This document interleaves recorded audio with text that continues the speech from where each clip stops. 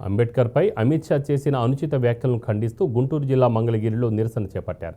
ఈ నేపథ్యంలో పట్టణంలోని అంబేద్కర్ విగ్రహం వద్ద వామపక్షాల ఆధ్వర్యంలో ర్యాలీ నిర్వహించారు. కేంద్ర హోంమంత్రి అమిత్ షా రాజీనామా చేయాలని వామపక్ష నేతలు డిమాండ్ చేశారు.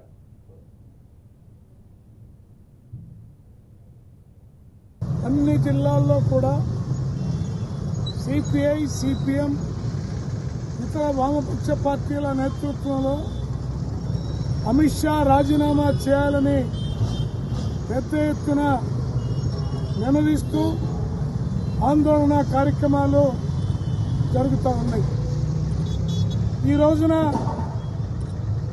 భారతదేశ రాజ్యాంగానికి పెను ప్రమాదం ఏర్పడినటువంటి ఈ దశలో స్పందించినటువంటి భారతీయుడు ఎవరు కూడా ఉండటానికి వీల్లేదు. ఇవాళ ప్రపంచ దేశాల్లో భారతదేశానికి ఒక గౌరవనీయమైనటువంటి స్థానం ఉన్నది. ఎన్నో కులాలు, ఎన్నో మతాలు ఇన్ని ఉన్నప్పటికీ అతిపెద్ద